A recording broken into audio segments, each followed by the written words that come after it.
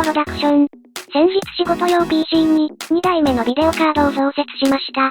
ところが困ったことに、昨今のビデオカードは3スロットを当たり前のように占有するので、10GB ランカードを抜かざるを得ませんでした。というわけで代わりの 10GB イーサネットアダプタが必要になったのですが、2025年のコムプテクスで展示されていたという、リアルテックの RTL8159 を載せた製品が、2025年11月あたりから出回り始めたので、アリエクスプレスで一番安く売っていた、キシケスター SKNU310GT を買ってみました。購入時点ではクーポン仕様で7605円でした。それでは早速レビューしてみましょう。開封の様子は冒頭でもお見せしましたが、本体、ハイスピード USB-C ケーブルと、説明書のみというシンプルな内容です。外観を見てみましょう。本体はアルミニウム製で、放熱にも寄与していそうです。サイズは USB イーサネットコンバーターとしては多少大柄に感じます。これはいくら低発熱な RTL8159 チップといえども、ある程度は冷却のためのスリットやエアフローの空間が必要ということでしょう。ミドルタワー PC に接続してみるとこんな感じ。軽量なため、ケーブルでぶら下げることは十分可能です。ただし端子部分の強度を考えると、長時間ぶら下げたまま運用するのは、良いアイデアではなさそうです。セットアップ。パフォーマンスを見るためにセットアップしてみます。接続はマザーボード背面の USB 3.2、20VBX ポートに接続します。ドライバーはリアルテックから最新のものをダウンロード。レビュー時点では 21.20.1110 を使用。テストマシンは仕事用の PC、Ryzen 9と X670E です。サーバ役の PC は Ryzen 5、3400GB。ハブは中華の 10GB スイッチングハブ。ドライバ設定は、オフロードに関するものは、すべて ON にしました。オフロードがオフの場合、かなりの性能低下が見られたので、10GBps ともなると、PCIe 接続の NIC と違って、USB 経由での CPU との通信オーバーヘッドが無視できなくなるのでしょう。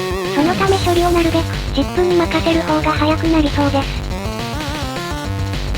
ベンチマーク。では気になるベンチマーク結果を見ていきましょう。まずは定番のイパーフさんから。15秒設定で送信、受信を実行してみた。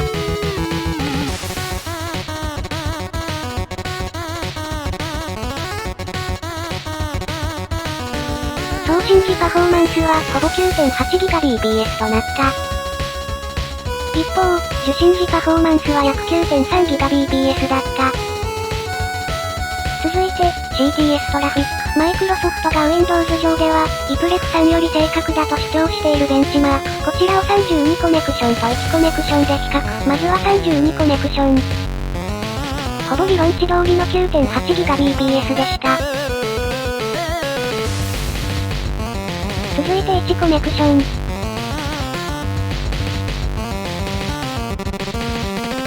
ちらは約 2GBps まで落ち込み、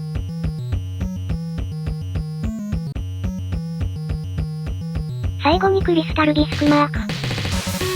このベンチマークは、サーバ役の SSD の最高速度が約 2Gbps なこともあり、デフォルトプロファイルでは、結果が安定せず、いろいろ試した結果、NVMe プロファイルが一番良さそうでした。結果は、ブロックサイズが大きいシーケンシャルリードの、速度が出し切れていません。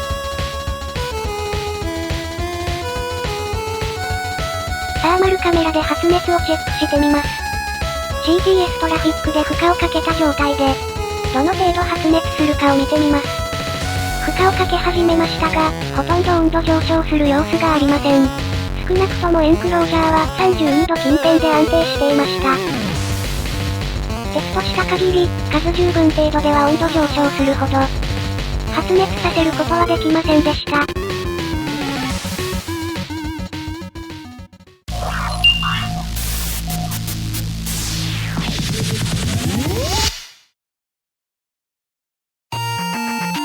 今回の締め。というわけで、ソフト RTL8159 を見てみましたが、初物のネットワークアダプターとは思えないほど、安定して普通に使えたのが印象的でした。良い点をまとめると、USB 3.2、GEN2X2 でフルスピードの 10GB が使える。特に AMD の PC ではサンダーボルトがないことが多いので USB 3.2で繋がるのは助かりますね。低発熱。10GB、ニックは爆熱という印象がありましたが、このネットワークアダプタは全然発熱しないですね。安定している。今まで AC907 で苦労したのが何だったんだというくらい、手軽に 10GB 環境が使えるのが良い。気になる点。ベンチマーク結果を見てみると、USB 接続のため、USB プロトコルのオーバーヘッドがあるのではという懸念があります。その点はドライバの改良で改良されると良いですね。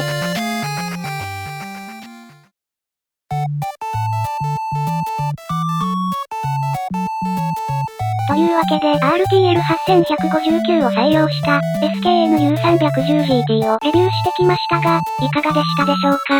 このチャンネルでは今後も PC パーツレビュー、フライトシム、ゲームなど各種動画を投稿していきますので高評価、チャンネル登録、コメント、お待ちしております。